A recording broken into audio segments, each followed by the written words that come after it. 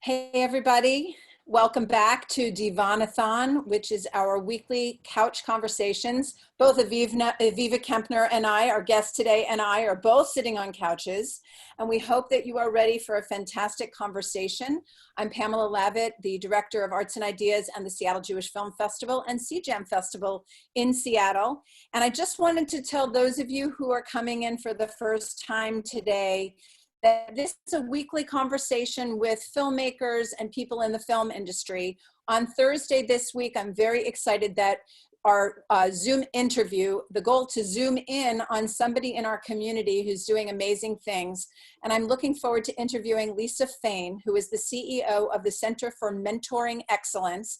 And while mentoring is something we do in our lives often at work, if you're lucky enough to have one or be a mentee, we're going to learn a little bit about Jewishly, the value of mentoring, as well as how it is that we can learn how to mentor the people in our own lives, especially now at this time, and how we can use those tools wisely.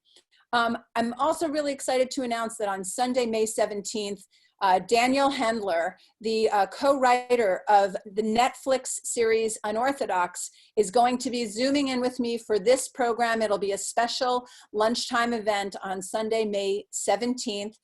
Registration will go up for that Zoom. We'd love everybody to join us, because I know a lot of you have been chattering in social media about Unorthodox, and it's your time to engage and have a conversation. I think he's going to be super thoughtful about it. And as somebody who grew up near the Satmar community in Muncie, I can tell you that I'm really interested in asking him lots of questions about, you know, the buzz about authenticity, not important, is it important, so on and so forth. So today, I'd like to welcome everybody to meet Aviva Kempner. If you haven't met Aviva yet, she's been at the Seattle Jewish Film Festival, I believe twice at this point, maybe 3 times, but we have shown almost every one of her illustrious films over the course of 20 years, which is my history with the film festival. From Hank Greenberg, You Who Mrs. Goldberg, to The Spy Behind Home Plate, which was our brunch film this year, and we hope to show it for the upcoming postponed Seattle Jewish Film Festival. And her full bio is available on her website, which you can see once Aviva starts speaking, or you can go to SJCC.org or cieslafoundation.org to learn more about her. But I will just say that Aviva, it's so exciting to have you here. You are a pioneer in the industry. And what I love about your work, of course, is that you sing the songs of the unsung Jewish heroes. But I'm going to start with some rapid fire questions for you. And then I think we can go into some of your films, maybe show some of the trailers. But I do believe that, you know, your mission in life, of course, to investigate those images is what we'll be talking about, non-stereotypical images of Jews in history, and to celebrate those untold stories. But can I ask you just simply, you know, what motivates you? What's the thing that motivates you to do what you do? Well, first of all, thank you so much for having me tonight. I took literally, this is a couch discussion because it's actually 10 plus here. So you can see my couch. And above that, that's part of my mother's painting. And the reason I'm showing you that's very apropos to the discussion of why I do this. I'm the child of a Holocaust survivor. My mother lost most of her family. Actually, Cheshla is named after my grandparents. They perished in Auschwitz. So I just had this epiphany in '79. So it's just 40 years plus that I had to go make a film about Jews fighting Nazis. It also helped. I always thank the DC bar because I had just graduated from law school and I flunked the bar twice. So if I had done better on multiple choice questions, we would not be having this discussion. But anyhow, it was just this revelation that I needed to go first explore, you know, the whole sort of interest I had in Jews fighting Nazis, which I had, you know, throughout high school and college. And so that was the first film, Partisans of Vilna. Then I heard Hank Greenberg died. That was my father's hero growing up in Detroit. So of course I had to do that film, and it sort of combined baseball, which I love, but also the story of anti-Semitism and countering the image of the Nebuchadnezzar Jewish male. Hank Greenberg was not Woody Allen. And then I went to an exhibit of Jews entertaining America, and there's the Goldberg living room. And I love the fact that a woman so early did the first, you know, TV sitcom in an apartment building that later on became The Honeymooners and Friends and Seinfeld. And it was so positively Jewish.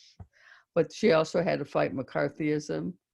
And then when it came to Rosenwald, I was inspired by hearing Julian Bond speak, the great civil rights leader. And here was the great Black Jewish story that no one knew about. And a Jewish man, just the perfect example of tzedakah, and also to fight racism. And with Mo Berg, I was very interested, but luckily there's a former funder of mine who just came to me and said, I want you to do this film. Although first he asked me about a famous Jewish boxer, and I said, I don't do boxing. Then he asked me about a famous Jewish football player, and I said, I do football less. Then he said Mo Berg, and, you know, spying World War II. I'm absolutely obsessed on World War II.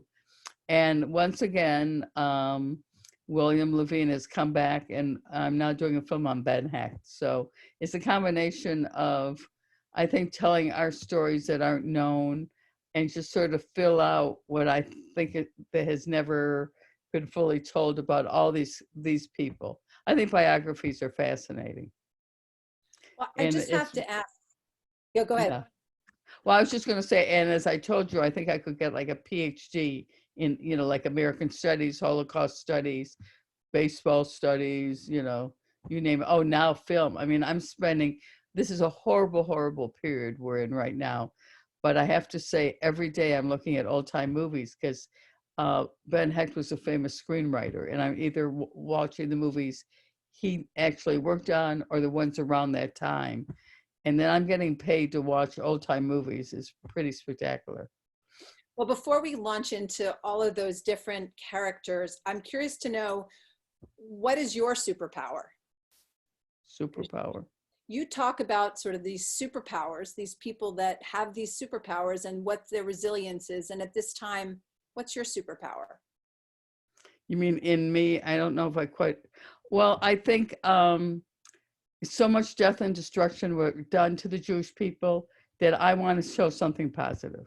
Yeah. That, you know, my parents were great resilience. I mean, my mother survived the war, passing as a Polish Catholic in Germany. And then she went on to a life in America and became a really great artist. My dad came with his siblings from Poniewicz, Lithuania, and made it in America. My uncle survived Auschwitz and became a multimillionaire, which is why I have this house. So I have examples at home, and you know, I want to make a difference. I've always felt that way. It used to be more in human rights work. Now it's in Jewish culture. Well, you're an activist at heart, and sort of. Oh, don't get me going. We'll get there. I tell you what I'm doing this week. Amazing things. But I think I want to go back to, I heard you say once in an interview that you had watched, I guess it was the era of Roots and the era of the Holocaust miniseries, and somehow that spurred you to do what you do. So can you tell us about that moment? Yeah, I'll never forget. Well, Roots was, you know, I think both for certainly African Americans as well as Americans, was a very powerful series about, you know, the roots of slavery. And I also remember growing up in Detroit reading the autobiography of Malcolm X. And it's Jew. I just remember, I'm having a bad hair day, but I'm talking about doing a conch. And, you know, there's just such an identity. And it was just post-civil rights. I went to an all-city high school. You know, as a matter of fact, people I went to high school with live in Seattle. I don't know if anyone's listening, but all those Cass Tech people, hello. And it was just a real revelation. But then there was the Holocaust series that really, you know, was pretty amazing. But it was even before that. Well, let me think, what came first? I think one of the most defining roles was in college, watching, what was it, the 67 Academy Award ceremony, where Rod Sterling was up for Pawnbroker? Is that Rod Sterling? Against, what do you call it, for the cowboy scene. And the cowboy won. And I was devastated in my college dorm, crying away. How could not the survivor win? You know, Lee Marvin. Mm. And it was, I think something went into me in that head then. You know, and what can I say? It's just, and now, oh yeah, there's Hank Greenberg.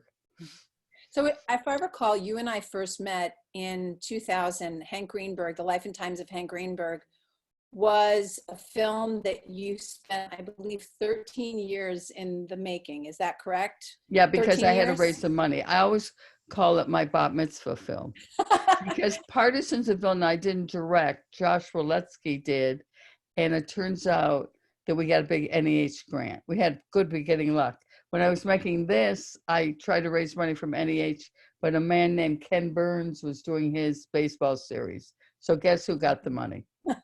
But I want to say, I do remember, I think we showed it on a 16 millimeter print, and Right? it precious, precious print at that time. There was maybe only one or two of them. Obviously, we can get to the current streaming moment and your feelings about that. But one of the brilliant things about this film, obviously, was also the archival footage, and we can show. I don't know if we have the trailer, I think, for the Hank Greenberg film, but people can go on and look at it. But you just about your process. Obviously, Partisans of Vilna you can talk about as well, but the process of archival research, the images, the newsreels. Is this one person? How did you put this together? It's an incredible. Well, you know, for each film, I overshoot, which is why I have great bonus features.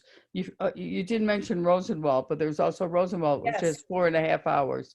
So there's always extra interviews, and also you over research because you never know what's footage you're going to have. Luckily, they took a lot of baseball footage then. However, it isn't close up, and it's you know, it has, and you see opening day, and men were there in their suits and the fedora hats, and the women's with their furs. So it was very, very different. Now I'm in the middle of writing an essay about and bringing up Hank Greenberg and Mo, because they're talking, these Meshuggahs in MLB, Major League Baseball, think they're still going to have baseball.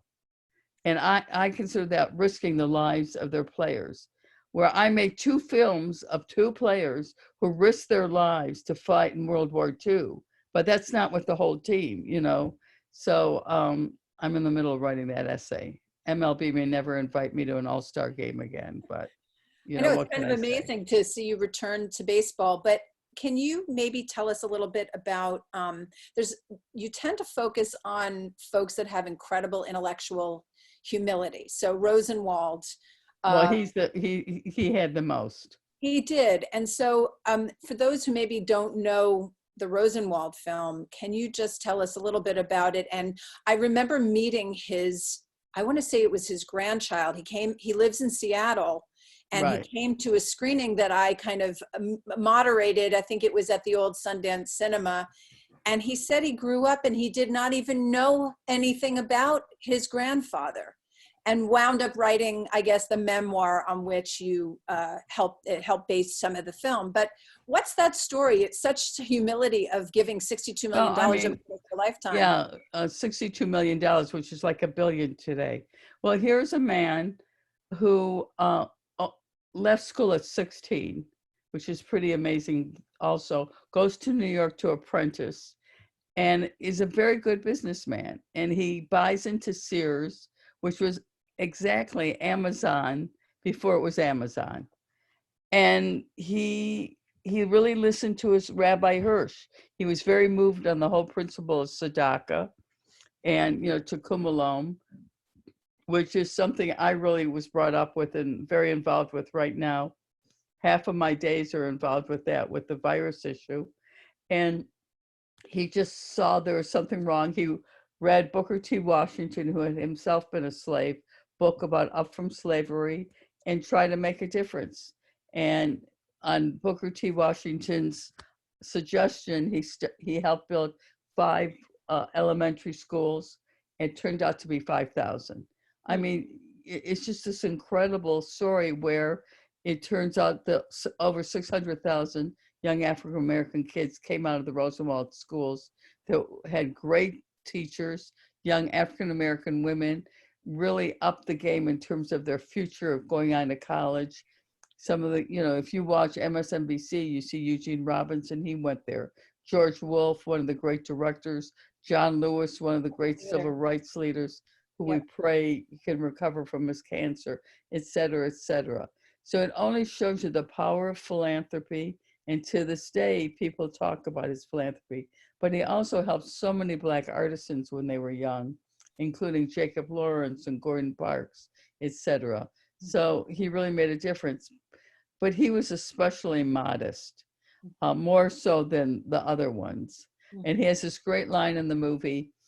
Some people think that if you're rich, you're very smart. And he says, quite on the contrary, you're just lucky, which I think is one of the great lines. It always gets a lot of laughs because I think people think of a particular person he's talking about. But I'm not going to get political. Well, I want to ask, because so many of the, watching even just the trailers of your films again, and especially Rosenwald, you see Maya Angelou, you see the great Julian Bond. You've actually managed to, in telling Rosenwald's story, also capture some of the most incredible thinkers of our time. Well, I have RBG and Molly Goldberg. I mean, I go up to her at the French embassy and I say, "Hello, Justice Ginsburg. I'm making a film on Gertrude Berg." She said, "Oh, the Goldbergs, I loved them." So that was really thrilling. Well, it was also thrilling because I went to law school, as I had mentioned. Yes. And here I film her at the Supreme Court, and I wrote everyone that night. Aviva Kempner finally makes it to the Supreme Court. She just does it her way. You know what? Let's pause, and actually, Catherine, if you could play the trailer from the Molly, You Who Mrs. Goldberg, I'd love to show that film. I'm in love with Gertrude Berg. Nope. From the Peabody Award-winning director of The Life and Times of Hank Greenberg comes... Goldberg. Hello. I don't know. Hello is such a little word for such a big feeling. I want to say hello to you with all the letters in the alphabet. That would be a hello. Anyway, hello. Before Martha, before Oprah, there was Gertrude Berg, creator and star of The Goldbergs. Gertrude Berg invented the sitcom and wrote it. Don't forget, David, darling, marriage is just not an express train where you get on the first station and you get off the last station. Don't forget, David, darling, there are local stops in between. Gertrude Berg is the most famous woman in America you never heard of. She was no shrinking violet. The press dubbed Gertrude Berg the first lady of radio. Well, now, you're one of the few people I have ever known who both write and act. Which do you prefer? Act. When you live with a character, as long as I've lived with Molly, it gets a little confusing. I'm really Molly more hours through the day than I am Gertrude Berg. When Molly started selling things, pioneering in every way. With a little boiling water and no coffee pots to watch. 1, 2, 3, you have a delicious cup of Sanko coffee. You remembered it and you shopped. Gertrude Berg was the first Best Actress Emmy winner and a Tony Award winner. Everybody loved Molly Goldberg. Didn't matter if you were a Catholic nun or a Jewish person. Leave the matzah crumpets. Also the matzah scones. You didn't think about religion or even ethnicity. Listening to Molly Goldberg, you thought about families.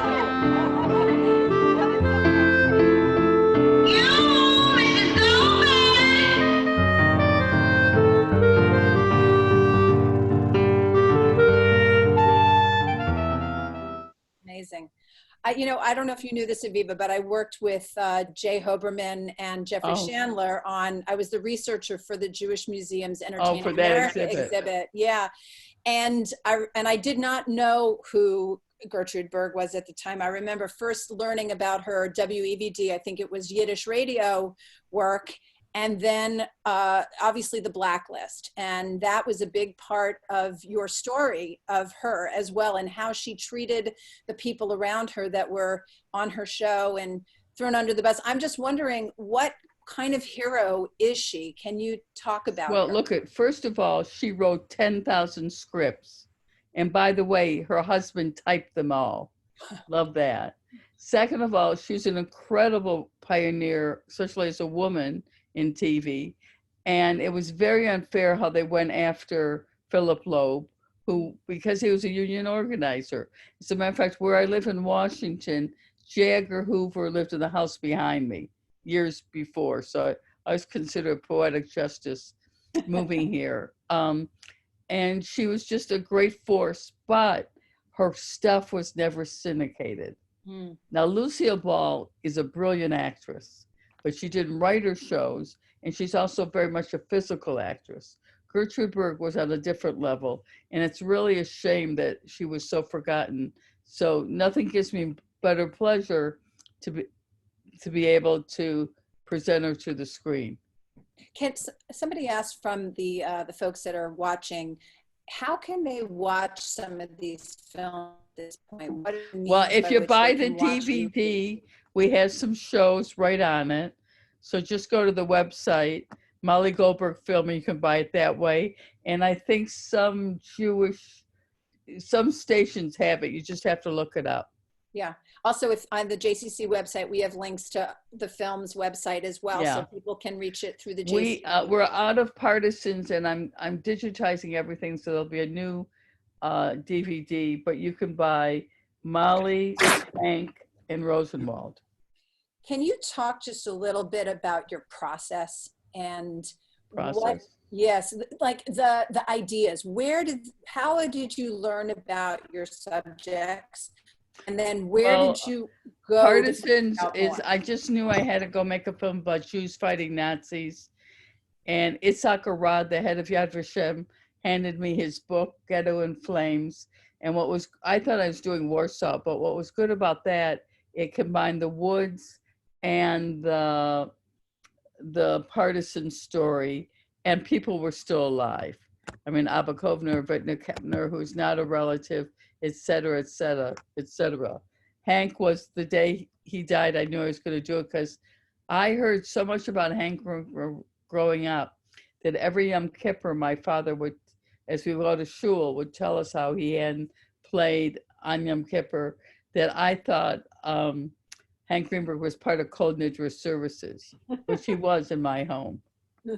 So I love the scene in the film at the beginning, and with the rabbis and the men, the Orthodox men, talking about how they were in shul, and in the Siddur they would kind of write what was the score that was going on. Yeah. They were having a conversation while davening, so clearly he was part of the service as well. So I'm curious to know a little bit about the upcoming and your current work. So you mentioned Ben Hecht earlier. There's actually 4 projects I'm involved in. Tell us all. Okay, one is Ben Hecht, and his accomplishments are so big that just Google him on Wikipedia. A great newspaper man, a great screenwriter and author, and a great activist to try to pressure the State Department to bring European Jewry into more, but the thousands into America after we knew 2 million were dead, and also then to get Jews to Palestine. So he's incredible. I'm co-directing a film. It's not quite Indian, although it's not quite a Jewish topic, but there's an evil Jewish man. And that's a topic about Native American mascotting and how so many sports teams use very insensitive mascots to Native people, and the Washington football team being the most egregious. As a matter of fact, we're going to release, it's called Imagining the Indians, and I'm working with the Native American director. So we will be releasing next week, I believe, the website. And when I was in Vista, before going to law school, and in law school, I did Native American rights. And then I'm about to release a website and trying to raise money for a short. When they I have an urban planning background. When they created the Congress, they never thought women would be in the Senate and the House. So they never created bathrooms for them. So it's a film on potty parody, and I'm going to be calling it Pissed Off. And that'll be out very soon. I mean, the website. But what I'm doing this next 2 weeks is very dear to my heart. I'm on the board of DC Vote, and if you know the end of my movies, I always dedicated to voting rights. In DC, we have no voting senators, and we have our congresswoman has no vote. And during this horrible virus time, when they came to allocate funds, stimulus package to people, they earmarked us as a territory, even though we pay more taxes than 22 states, and we go to war. So I'm putting together this little Vimeos, hopefully with children of presidents, with movie stars, with athletes saying, give DC the stimulus package and then give us statehood. So I'm going to combine my films with activism. And the president was interviewed today where he said, DC will never become a state. Well, we'll see about that. Yeah. It's up So, I'm using my filmmaking. And, for my other films, I use it to, I think, establish a different kind of view of our people. But this is more advocacy filmmaking. Yeah, I mean, having run the Seattle Jewish Film Festival for 16 years, it's my sweet 16 practically coming up. 25th anniversary was supposed to happen this year. I would say that a lot of people still have the perception that we are about morbid or morose or dark films. And I think I point to Aviva Kempner's films and I go, this is, I guess it's a little bit of an iceberg, right? You only see 20% of what's above the surface. And I truly believe that your films show us another 80% that we need to see. So can I just mention something? Please. There's two other characteristics of my filmmaking. Yes. One is I don't make typical documentaries. I don't think. I make docs that I think flow like feature films. And that's a lot of use of feature films. I mean, Mo Berg now being the longest, and Ben Hecht will too. But an exhibitor once said to me, and I think it's true because it's my personality too. He said, what's great about Hank Greenberg, and it continues on, although Rosenwald not as much, that if you make people cry and laugh at a movie, they'll remember your movie. And either I'm crying or laughing in life. So it's been a lot of both lately. You also really offer points for us and the audience to identify, and whether it's the fan that gushes over Hank Greenberg, or if it's Maya Angelou talking about the pride she felt in her Rosenwald school. I think there's something in everybody. You give us an entry point. But so I'm going to show some of those film posters and things, but I'm curious to know one of the questions you said would be fun to talk about is, how do you think each of those protagonists would deal with today's crisis? So maybe we can take a little bit of a tour, and you can start with the partisans, but I don't have an image. Well, I mean, they'd be on the front lines, all my partisans. And I remember Vitka, I just cited her the other night. And again, she's not a relative. We just lovely, coincidentally have the same last name. Can you say who she said, the one thing that got her through the war is she never thought she was going to live, but she was choosing how to die. And I thought that was very powerful. With Hank, he could have gotten out of going off to war because he had flat feet, but he went off. He hated what the Nazis stood for, and he went. And he had fought anti-Semitism every day, playing baseball. Rosenwald would be giving, like Gates, I mean, right there in Seattle, I think he's still in Seattle, he would be giving all the money he could, to make a difference. And Mo, boy, he would be secretly figuring something out, that would definitely, cure things. And Hecht would be writing about it. So, I mean, I think they would all, as they say, rise to the occasion. So maybe we could just take a moment to talk a little bit about, since this is the film of yours that we still have yet to show, just talk a little bit about Mo Berg in particular. And then, and what I also love, and you haven't mentioned about Ben Hecht, of course, is that, his collaboration with Kurt Weill and these major pageants in America, which I think is going to make it a very visually sumptuous film as well. But Can you tell us? Now, these pageants were to drum up support about saving Jews Yes. or getting Jews to Palestine. And in the second one, do you know who his star was? Marlon Brando. So it's pretty amazing. But I do want to lift just a couple minutes about what we're doing here in DC during the virus, because I think that's also about raising to the situation. Go ahead, tell us more. Okay, well, you know, one thing that always gets me is the death and destruction of European Jewry leaves such a hole in my heart because I don't have grandparents, et cetera, et cetera. But I never thought, why couldn't there have been more rescuers? So I have sort of a rescue complex. I got involved in human rights in Latin America and a lot of other places. So since this all has happened, every morning I wake up and I think, what can I do? So my sound editor's son was a doctor at one of the hospitals here.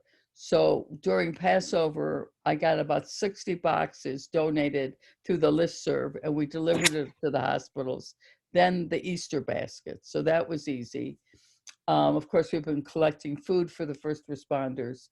We're very worried in our neighborhood that the local restaurants may have to close. So I'm asking people, and that's what we've been doing this past 2 weeks, buy a gift certificate, but don't use it. And we're giving it to the local grocery store because those workers are on the front line serving us. So that's really good. Starting this coming week, we'll give it to the workers at CVS. So that's really good. Then I want to do EMS and the firefighters, that we buy the gift certificates so we keep the restaurants going, but we don't use them. And again, you know, to the firefighters. And actually, since 9/11, there's a local councilwoman and I, every 9/11, we go and we take a little ceremony at the local fire stations. So, you know, it feels good to try to do stuff like that. Yeah. I also, if for those of you who've watched Homeland, the actor who played Nazir, you know, the evil guy, happens to be in real life a wonderful Persian actor. Did you ever see show Baba June, the Israeli yeah, film? we showed it. We actually. Well, he played the father in Baba June. So actually, you're talking about Nagaban. David. He was out here. We had him on closing night. So well, Navid and I become really good friends because I want him to do a TV series. Tell him I said hi from Seattle. But when he first came to LA, he slept on a couch. A park bench. He had no place to stay. So on his own, he's been developing this artist colony. You can Google it because I did an article in Rap. And in this artist colony, he is building on his own, but all his roles have dried up. So he's doing a Kickstarter campaign to help on that artist colony. So I wrote about him in the Rap. I just remembered I have to put it on my constant contact. But he's wonderful. You know why he agreed to that movie? Because he said, I don't want to always play a terrorist. But so he was a great terrorist in Homeland. And how many other people beside me love the ending of Homeland? Put your comments in the box. In fact, I was going to ask if you have any questions for Aviva, whether you're on Facebook Live or here on Zoom. We've got a couple more minutes. Please ask them. But I was going to say, as we're waiting for some comments to come in, I'm curious to know, I mean, Navid obviously is like the most gentle soul. He's like a yogi. He's so opposite of his role. It's amazing. And for those of you that don't know who we're talking about on Homeland, he plays I can't remember his Abu Nazir. An evil guy. I think even he's on Broadway. He's kind of a leader. Yeah, exactly. And I think he was in the Aladdin film as well. Yeah. He's got an amazing, he's just an amazing person. But I think, Aviva, it says a lot just sort of about, there's something about what you do. You said PhDs for every single one of your films, but there's something about, maybe it's because you focus on the 30s and 40s so much in your work, but every time you put out a film, you've given us such a gift. It's a salon. It's an intellectual salon. There's so much complexity in how you approach your work, and even my children, one of my daughters was writing a paper about Brown versus Board of Education, and how the principals and the teachers made out, because everyone focuses on the students. And I said, you have to watch Rosenwald, because you will not fully see where the Black schools in the South came from unless you see Rosenwald. So thank you, Aviva Kempner, for your activism, your superhero powers, for being motivated to do what you do. One last and watch that we get that $750 million back to DC for our first responders and everyone else. So if you want to learn more, go to Shesla Foundation, and the website is on Aviva as well, and buy the films and see every single one. And hopefully we will have a chance to stream or show in person together again. And hopefully we'll have Pissed Off next year. That'll probably be the one that's, well, we have some Jewish, what do you call it? It's just short, and we'll have some Jewish lawmakers in it. I mean, Bella was part of it. Oh, amazing. Rosserman Schultz. I think that getting a lot of women to say how they're pissed off would be a really great film. And of course, we're going to have it just in time for a female vice president. Hell yeah. All right. So Aviva, stay active, stay true to yourself. Shalom Thank you so much. Thanks Statehood for DC. Bye-bye. Stay safe. Be well. Bye, everybody.